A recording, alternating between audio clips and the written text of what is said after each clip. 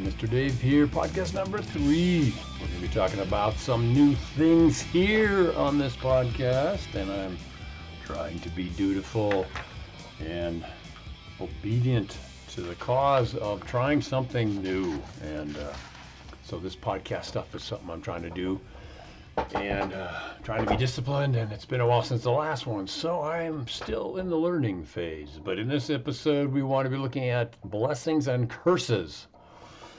Like, what the heck are you going to talk about that for? Well, it's part of life's experience and part of what I've learned over the decades of living at 65. And a lot of you guys know my story of crisis, trauma, drama, near-death experience as far as medical things happening. And so I'm really excited about talking about things that are important.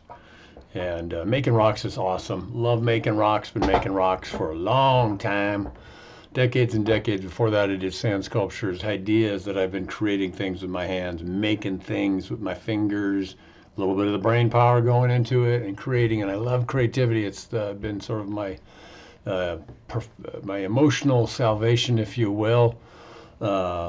Jesus took care of the big salvation thing, but being creative is something that I've always enjoyed doing.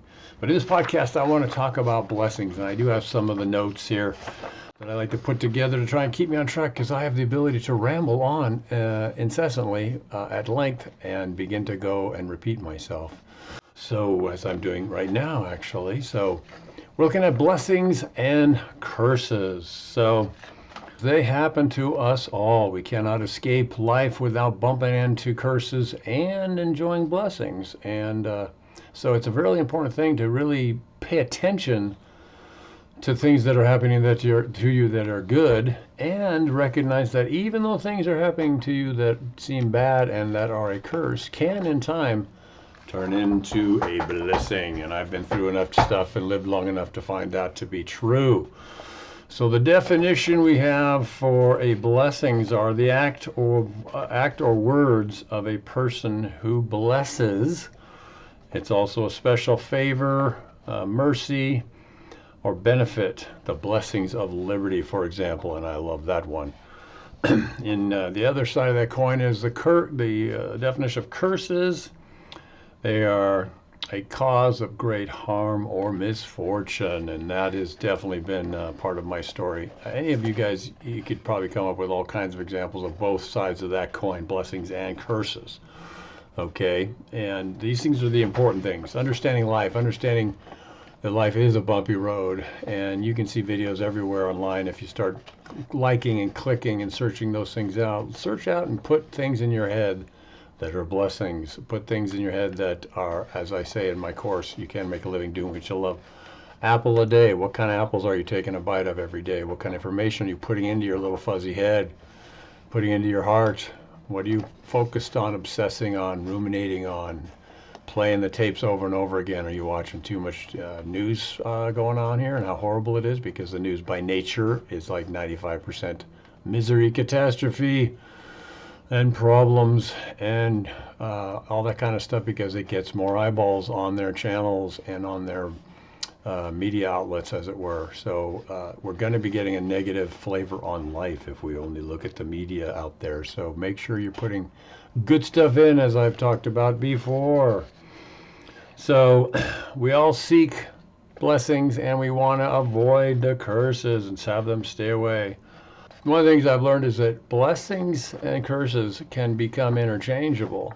Isn't that interesting? So you can actually have a curse that occurs to you, or some horrible thing happens to you, and if time passes long enough, and or you are able to really see the value and learn from it and gain some wisdom from that particular tribulation, trauma, drama, catastrophe, then you are actually jumping ahead and saving yourself time in the misery zone, because we can think about things and end up obsessing on the misery and becoming too attached to that reality. If you say things over in your head over and over that are negative, what do you think the outcome is? Negative thoughts, negative emotions, negative physiology. It's putting putting rocks in the front of you on your vehicle of driving down the road of life. So you're putting speed bumps in the way, slowing you down. Don't focus on the curses too much, although we are human and they suck when they're going on. I totally understand that, and I have been there. So, looking at my notes here, let's see, because there's more light over here. Example. I had a girlfriend who broke up with me when I was younger, and I ended up crying my little heart out. I was so bummed, and it felt awful. It was a horrible curse at the time, and I really was so bummed out. It was so bummed out. Oh, she said, "No, I don't want to see you anymore." And I felt rejected, and all my little fragile male ego and all the problems that a lot of us guys have, where we're putting our identity into the woman that's hanging on our arm. We want to have our little representation of our masculinity by the quality of the gal that we are with. Bad place to put your identity is in the thoughts and opinions of the opposite sex. I think it probably goes both ways. Our identity is upward. It should be in God. Your identity is there, not in a human being. Not a good place to put it. In any case, she broke up with me, and I was shattered. I was totally broken up. But what did that actually set up for my future? Well, it set up my future so that I'd meet my current wife and have 2 awesome sons. So that blessing actually, that curse actually turned into a blessing. The other one that I noted down here was 15 years ago or so, my kidneys finally ran out of gas, as I've mentioned in other podcasts and in other content. Polycystic kidney disease my mom had. I watched her go into hemodialysis for many, many years, finally passing away after 26, 27 years with hemodialysis. Pretty amazing story there. So I ended up with the same genetic disorder and ended up having my kidneys finally say, we're done, no more. And now you got to go on to a machine and do dialysis. Horrible, awful, horrendous. They had to put a fistula in my arm, which I guess I could try to show you. That's that big giant thing right here, and they put big needles in both sides, and that allows them to clean the blood inside my body. I think it's 24 gallons, happens in 4 hours, 3 days a week, or die. You have to do that every day, every week I should say. And so that was a curse. It was horrible. It was unpleasant. It hurt. I never got used to them putting those big giant needles in my arms.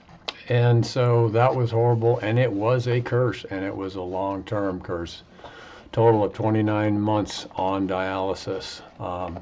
What I can tell you is that curse, in fact, was a massive blessing, because the kind of person I was, very narcissistic, self-focused, very unempathetic to others. It's part of a little bit of the Asperger kind of personality I have, ended up being transformed by my misery and my suffering. It actually made me a better person, and give me a heart of flesh, as we've heard it said. We got a heart of stone sometimes because life turns us hard. We want to protect our hearts and lock them up, put them away, hide them from anyone else that could end up hurting us. So, in fact, I had a pretty hard heart, and in many ways. And so with all the misery and pain, and this was years long process, I ended up becoming a better person. I now have much greater empathy, and I'm just not the same dude I was those many years ago. So this actual curse was a blessing. If I could skip it and still have the knowledge and the awareness and the maturity and the grown-upness of being a guy, husband, father, business owner, friend, son, uncle, to my family and friends and stuff, that would be great. I'd love to skip it. But us human beings, we are tough nuts to crack sometimes, and I think God allows misery and suffering in our lives to give us an opportunity to change and grow out of that. Without any kind of pain, there is no gain, I'm afraid. As the saying goes, as one of those many sayings out there that sort of, are quick to throw off the tongue, but are in fact true. So blessings, and then blessings can also become curses.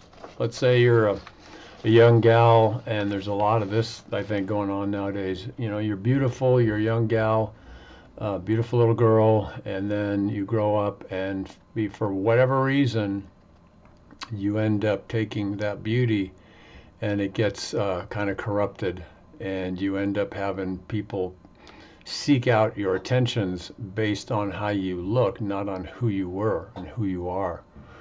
And so that can end up kind of derailing things a little bit. And the looks that we get just out of God's grace and out of the genetics we are born with, can't pick your parents, that goes away. And it doesn't last forever. Now what do? If your identity is built on your beauty, your attractiveness, then you are going to be in big trouble if that goes away. You have some kind of a life you're living based on your looks, and then you get in a car accident, or you're riding your bicycle and something happens and that's scarred and made imperfect. The way the world is, it'll drop you like a hot rock. It's something that is the nature of the world that we live in. So young gals, beautiful girls, young women, all of that, it's important to really develop who you are as a person. And so it's a tricky deal. It can be a blessing and a curse.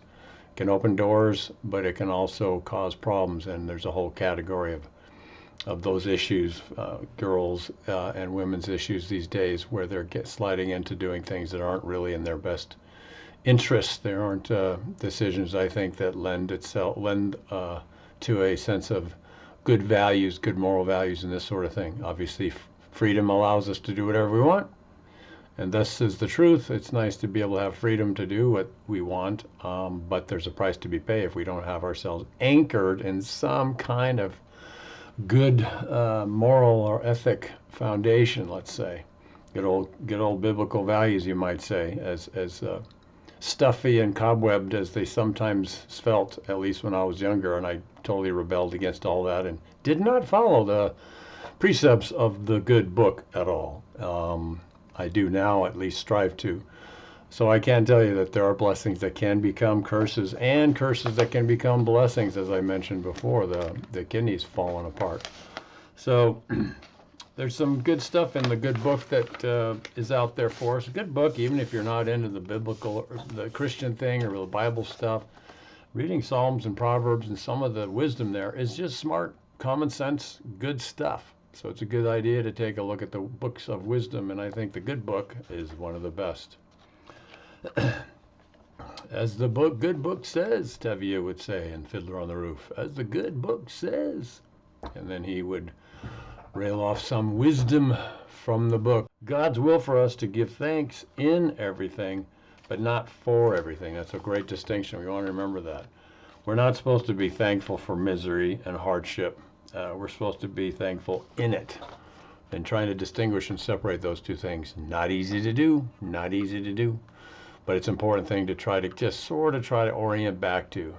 For me, I have like the 5 or 10 minute or 5 hour rule. Stuff hits us in the gut, knocks us our feet out from underneath us.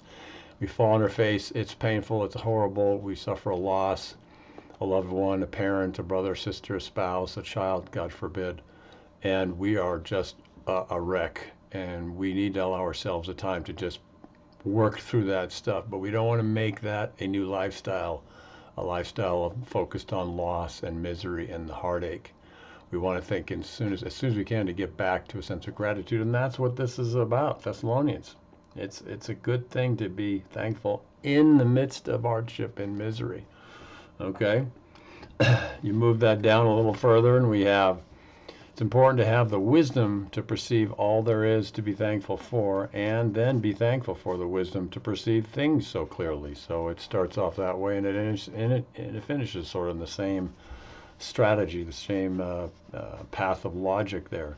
Psalm 69:30 encourages us to give thanks and praise to God, or higher power, or whatever floats your boat. And then tell others about the great things God has done, higher power, if that works better for you, what the higher power has done and can do for them as well, if they can shift their thinking to a higher power and the blessings and the thankfulness and the good things that are in their lives. So that's a major, awesome thing to do on a regular, daily basis. Since my kidneys died, I've been on dialysis, but I got a kidney transplant in 2020. This may sound kind of weird and corny, but every time I go to the bathroom, I say thank you. I say thank you. Because before that kidney transplant, which I got because of Western medicine and pharmacy and all the rest of it that Not perfect, but I'm telling you, there's massive blessings that we're born and raised and living in places where we can get that kind of care. I wouldn't even be here if it wasn't for all those things. And so every time I go to the bathroom, I say thank you. I just put the words out there. I say it in my mind and often out loud. That seems kind of weird, but it's not weird coming from where I have been. And maybe if I have some pictures, I can throw a picture of me sitting in a chair with needles in my arms. Fun stuff, I'm telling you. Oh boy. We should cultivate the habit of being grateful for every good thing that comes to us and to give thanks continuously. All things have contributed to our advancement, so we should include all things in our gratitude. Isn't that a wonderful thing? Amen, amen, I say to that. All right. So to just finish out this little podcast on the notion of blessings and curses, I made a graft. I guess you'd call it a graft, and it's in my course, You Can Make a Living Doing What You Love, and I'm going to show you that right now. Okay, here you see this little line graph, and it starts here over at the left where my little pointer is. We were all born one day, and then the clock ticks and the days start to stack up, and we are moving down the road of life, okay? And there's different categories on how our bodies, our minds, our spirits respond to these things. There's intellectually and there's spiritually, but in this case, just to demonstrate the point here, emotionally and mentally, those are kind of one of the two big factors. Top of the line is stuff that was good, blessings. Downside or bottom of the line is the stuff that wasn't so wonderful that has happened to you. And these are examples. This is my own little thing I just jotted down. There is no time brackets showing the passage of time. It's just things that popped into my head emotionally and the things that happened to me. So you can see here my brothers were born. My mom said I was a perfect little baby till my twin brother showed up when I was 2 years old and stole my mommy and daddy. So I turned into a little bit of a unhappy little guy right about then. So that was a curse in a way for me. I didn't like it. In fact, I lived with a grumpy spirit for many years growing up. It was very hard. Then I had more sisters, so I had 2 more people show up to take more of my mom and dad's time. So 4 people came in there and stole my parents. So these are all downside things. We did have vacations as we grew up as a family of 5 siblings, 2 parents. So that's 7 people going on trips and vacations. Those were some good times. And so I put those on the top of the line. Then my mom and dad divorced when I was about 12 or 13. That was a big bad thing, a curse. It was horrible. And then I had my first kiss when I was 18, I think it was. And that was like, wow, I'm a dude. I'm a grown-up guy. I kissed a girl. For guys, that's a really big thing to try to, look forward to that. Coming out of boyhood. And then I moved out and got my own. I moved out of my mom's house, got an apartment, but it was so expensive. I had 20 bucks left. I had 20 bucks left after I moved out, so it was like, how am I ever going to get ahead? It was just really tough. But I got a full-time job as a dental tech. That was on the upside of that. And then I got married. That was a really good thing. And then the kidneys pooped out. Very bad thing. But then I've had success in my business, and some of these things overlapped, and you can see I had kids. A lot of these things have flipped over and been a blessing. I love my brothers and sisters, so they're on the plus side now. I'm feeling very blessed that I've had them around, and I'm able to have someone else who's been a part of my journey and I can talk to, and I can share my challenges with them, and they can share them with me too. So my brothers and sisters no longer cursed, they're a blessing. Mom and dad divorced. I guess you could say that was a blessing just because that's part of how I was, molded and shaped in the world. And my mom's passed away and my dad just recently passed, so they're gone now. But they gave me life, both of them, and they instilled in me their values and their character. And their mom and dad were different, but they both were a blessing to me. And so a lot of the stuff below the line has moved up to above the line, like I'm talking about. Can you translate a loss or a curse into a blessing? And that's true, you can. And again, I already mentioned kidneys failing over here on the right of this line. That became a blessing, so that's up above. Mentally, same kind of thing. We're moving down to the line below under mentally. School was hard. I hated school. School sucked. I'm not wired for school. I'm an entrepreneur. I'm a creative guy. I could not stand learning stuff that I could see utterly no application for me in life other than learning discipline, which would have been a good thing. And that's something I still struggle with is the lack of enough, as much discipline as I'd like. Um, my mom and dad were smart. My dad was a doctor. My mom was a college grad and a very bright gal, a voice teacher. She taught young girls and young women and men and women to sing. She did that for seven. She did that all through her 27 years on dialysis. Never stopped. So what a gal. What a model of persevering in the midst of hardship. Hated school. See, I got down the bottom of the line here. It's like school's hard. I hated school. It's even going down. I struggled mentally. I was not a happy camper. School was very hard. I was tall, 6'5", and I was a young guy, and I got bullied and beat up and harassed. And I also had, with that Asperger personality, I didn't know how to say stuff, socially awkward. I'd either say something stupid or not even say anything in response, and people are like, dude, what's your problem? So I had a hard time growing up in school, hated it. Mentally disturbed, challenged, struggled because of the stuff with my brothers and sisters stealing my parents and all the dysfunctional stuff. I've been a project of my own study for decades, and that's one of the reasons I'm better off and happier now than I've ever been. Because we're both our own critics, but we're also our own doctors and healers if we would put a little effort into that and be willing to be humble and be taught and learn and maybe get counseling. So I got some counseling right here above the line. See, that's on this mental category down here in the line below. Still angry though, still struggling with that. Started a lot of self-study, like I just mentioned. I continued learning some mental struggles, and it just, even though I was working on stuff, it still was super, super hard. So I'm still mentally struggling. Relationship challenges, hard to get things figured out. Men and women, we're like talking two different languages. What's that about, man? So learning how to hear and communicate with other people, especially the opposite sex, man, that's a life challenge, it seems to me. And a lot of good information out there if we would open ourselves up to it and be humble. I even had suicidal thoughts at one point.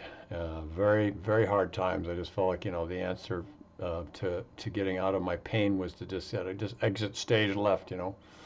And fortunately, that never happened. My dad, in fact, was very helpful in that, being a doctor. He was a psychiatrist and stuff. And I'll give you one little tip here. If you're feeling down or depressed and life is hard, or you're really angry, step outside yourself and look back upon yourself, sort of as analyzing it outside of who you are, with a completely, not emotional state. Just examining yourself, sort of philosophically, intellectually. Well, that's interesting. How you doing there? And ask yourself the question, hey, were there times when I was actually doing better and I was happy?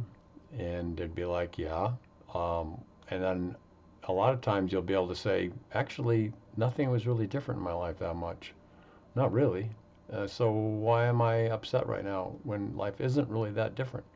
Sometimes it is different, but a lot of times it's just me just getting stuck in the bad pattern of thinking. A lot of the stuff, the important stuff that I like to talk about with all these videos is, how you think is how you're going to be. So if you think good stuff, you're going to be doing better. You're going to be in a better spot, to be a blessing and not a curse to those in your life. So managed to get out of that pit a little bit. Getting Jesus in my heart made all the difference in the world. I'm telling you, the burden doesn't need to rely on you to fix everything, know everything, solve every problem, bear every burden. Our shoulders aren't big enough. You want to take and get life to where you can dump all these big giant things off on something greater than yourself, as the 12-step program likes to say. Came to believe in a power greater than ourselves that can restore us to sanity, as the phrase goes, among the many steps of the 12-step program. So that was really an important thing, and it's kept me going. Not perfect. There's times when I struggle, especially when I've been laid up in the hospital for weeks and the pain does not go away. I'm telling you, it has been times where I felt alone. But at least I knew intellectually, and I have that reality in my spirit that I know God's with me and I'm not alone. And this will pass one day, one way or another. So down here in the mentally category of the line of the graph of life, how it moves forward, Kidneys failed, like I said, but notice they're kind of on the top side of the scale because that changed me to who I into a better person. Thankful attitudes, right there. Boom, towards the end of it. Kidney transplant. Talk about a blessing. That's really good. If I found problems with the pain or having to take the medication, I could turn that into a curse. Whiny, complaining, always grumbling about something. I know people, I've met people like that, and they are not fun to be around for very long, right?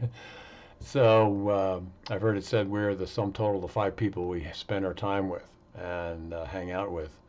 So it might be good to hang out with like Jesus, people who support and you love you, who aren't big complainers, who have a spirit of gratitude and gratefulness as they live their lives. That would be a good way to go. So this is just showing that line of how our lives are and how the bottom stuff on the leisure line here, that graph line, can be turned into the top line, and vice versa. So if you want to turn the good things into bad things, find out why they aren't as good as you wanted, complain and moan, and continue to focus on what didn't work or didn't work perfect enough. Great job. You just talked yourself into misery. Guess what? If you're miserable and down and just whining about everything, and there's people in your lives, what are you doing to them, man?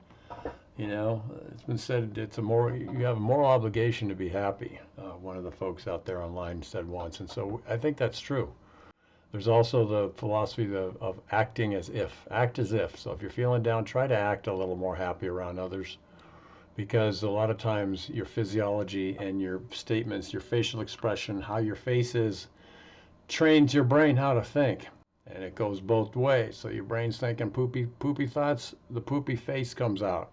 Man, life sucks. Why does that have to happen to me? Wah.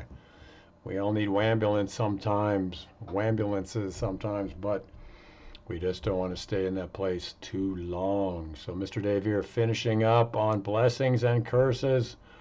Put me back in the middle here. And so that takes care of podcast number 3. I want to get to where I'm doing interviews. So those look like a lot of fun. I got to figure out how to do the technology and stuff, and I'll get to where I can talk to other people. I want to talk to entrepreneurs, people who have, pushed back the place where they're at to make things better, push through adversity, challenges, didn't just give up. They kept going, kept trying to be a blessing and not a curse to those in their lives. So I would go ahead and ask you just to think about things that way, maybe, if you like. If you don't want to, don't do it. But if it's working for you and it's getting you towards a happier place, a more sane place, a more stable place, a foundational place, keep those things going. The quality of our lives or the quality of thoughts. There's all kinds of buzzwords out there from all those motivational speakers, and as funky and sort of quirky, whatever as they are, there's truth in them, and it's a good idea to remember that and to keep pushing towards not letting the negativity win, because that's just why, I'm appreciative of life now. I'm appreciative when I wake up and nothing really hurts on my body. I say thank you, no pain anywhere. If you've lived in pain and chronic enough pain to last for weeks and even months, and my brother has years of chronic pain, he's an inspiration to me, my brother Pete, and we all know people who have hard stories, and so we just want to be thankful every day, like I always say. So Mr. Dave here, talking about blessings and curses. Make the blessings as awesome as they can be. Try to transform the curses. See something in there that you learned that you couldn't have otherwise. And flip the curses and the hardships into a blessing somehow. Life's just it's a better journey, and you never know when your clock is going to tick time out. And I'm aware of that now more than ever. I think all of us are, who've managed to live through some hardships or are still kicking after decades and decades. So thanks for checking out my little podcast here. I hope it's been a little blessing to you. Keep the good stuff in your head, and I am repeating myself, but that's what I do. So anyway, have a great day. God bless you, and we'll see you on the next one, whether it's some video on my channel or something else that I've figured out and I'm blathering on about. All right. So we'll see you later. Have a great day. Bye.